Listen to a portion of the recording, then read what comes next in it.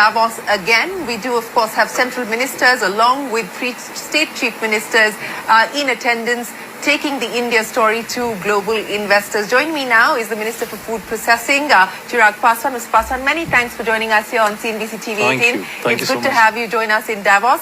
It's your first Davos and it's your first day here in Davos. So far, take me through what the meetings have been like. Well, we have just started. We have just begun and a little interactions. But then, yes, this is my first time in Davos, first time as a minister also. This is my first year as a minister. And I think this comes with a huge responsibility, you know, when you represent your country, and that to a country like India, which is led by a prime minister who's got such a clear vision about Viksit Bharat. And I think in that, my ministry, food processing, internationally when I travel now, so I can understand that there's so much of scope through this ministry.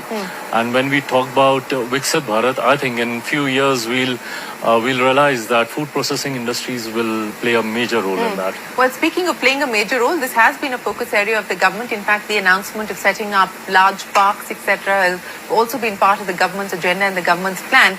You know, as you take stock of the situation in terms of what has already been done, but what more needs to be delivered, what would you prioritize?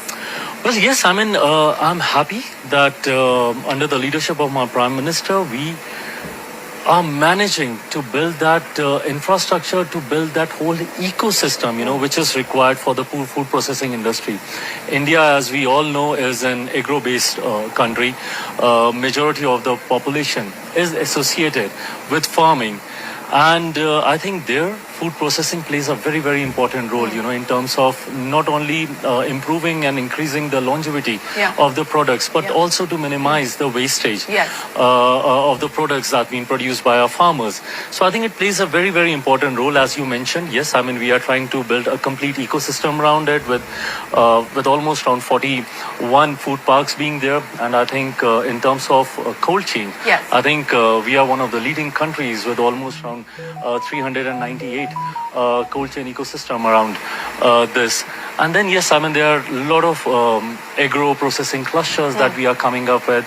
So these are the different, besides the scheme that the government has taken as initiatives to promote this industry, whether it's through PMKSY or PMFME, which really focuses on the small and micro enterprises. So I believe that, you know, when you are an agro pro state, it's not only the T1 or T2, Tier 1, Tier 2 cities that you need